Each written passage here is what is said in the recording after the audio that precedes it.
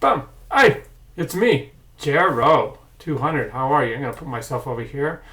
So it's Friday, September 2nd, and I was going to do the video last night, September 1st, but it was back to school night for my sophomore in high school. And remember those days?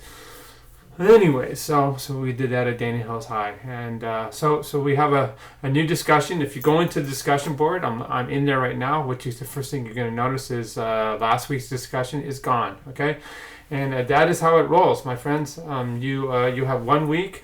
It's not a discussion unless you're in there mixing it up with everybody. So you can't go in and expect to be able to do a discussion 2-3 weeks later. So we move on with new subject material, and now. We're going to be going into population analysis, and this is really, really important stuff because it really covers a lot of different dimensions of your education. We have a couple of really neat videos here for you to watch, looking at Japan's situation, because Japan was kind of the canary in the coal mine in terms of aging, where the population demographics shifted, so there was a majority of those people within the dependency ratio that you're going to talk or you're going to learn about, okay, that were older. So the older people are dependent on the wage earners, and what kind of economic impact that has on the country and the financial impact that it has on individuals. And so a lot of you are business majors, so this is something really, really important to think about. At the individual level in terms of being an investment counselor, but also at the kind of societal level and group funding and government funding, and how we're going to deal with all the issues that come with having a rapidly aging population. So it's really good stuff. You can look right here at this website. So I clicked onto it. So looking at humanity's aging, and you just see the rush that's happening. Okay. And it took a long time for many countries. That's what this is showing right here, illustrating, to get to the point of having just kind of a benchmark here. We're saying 14% of the population being 65 or over, and you see it took a long time for many countries. But what we're seeing is many other countries are just accelerating into this, and what's of note is the population of these countries. Okay, so China and Brazil, these are huge countries. So this is a global issue, and that's the point of all this. Okay, and if you scroll down here, again, you see this even further, where we're looking at two countries in particular that dominate the world population, and we're going to be talking about this next Wednesday at our social gathering. So be sure and make time for that. That'll be for about 5 to 6:30 or so. We're going to go over population dynamics in that class, and be sandwiches, Togo sandwiches, okay?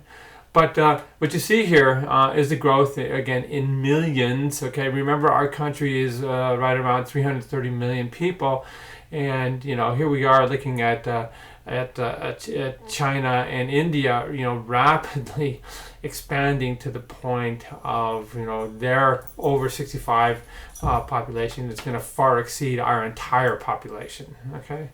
And so these are big global issues. And I know a lot of you guys are looking to make your mark in the world, and so there's a significant opportunity here. Okay, this is just charting female life expectancy. Okay, and again we're looking at the shift in world population. Okay, and look at each of these age groups, and this is kind of the mind-blowing part right here. There's going to be over a 350% increase going from 2010 to 2050, and the percentage of the population is 85 and older, okay? And we're going to see lots more centenarians, and that's because we're curing all these diseases, and so people survive. But you got to remember, they don't always survive with a super high quality of life, and that's kind of a big issue, okay? All right, so we're going to get out of there right now. Again, don't forget to go in and do your background reading. So we go into this right here. Okay, and here's the demographics, and that's again population studying, and that's what we're doing right now. And you can scroll down and you see all the different ways that we do the analysis, okay? So many of you will go work for the Rand Corporation or go work for an insurance company and some type of third-party administrator, okay? These are lots of business opportunities, and you're going to have to be able to understand population dynamics and how to study them, okay? And so that's what this is all. We're just looking at charts and trends in populations, okay? So this one right here is looking at birth rates, you know, and so you guys are familiar with this in terms of the baby boom generation, okay? And then if we scroll down even further, we'll go on to the next part here, and I want to get into this, okay? And we look at different ways that we study populations, okay?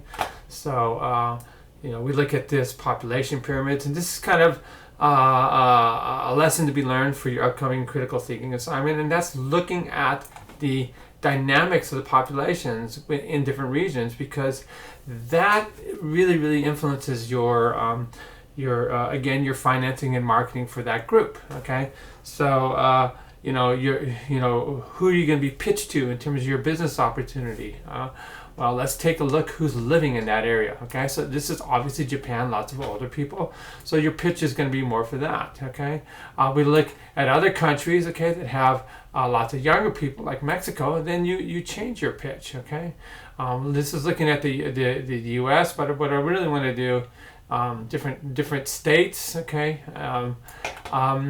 And then within those regions, you see these different distributions, okay, of people, okay? So, for example, you see right here, there's not a whole lot of babies in Marina Del Rey, okay? There's no parks, okay? This is where all the hipsters live.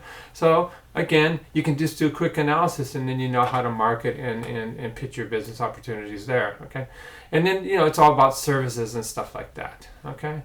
Alrighty, so that's kind of the way that we now analyze that. I am going to be sending out a video over the weekend on how to tackle critical thinking assignment 1. Okay, I made this video for last semester's class. It works perfectly for this semester. I'll be sending it to you. It's real clear cut on how to do that. Okay, all right, guys. So I look forward to reading your discussion again. We all got in there and read everything you guys had to say. It was great meeting all of you. So now it's time to really get into it and start thinking like gerontologists and economists.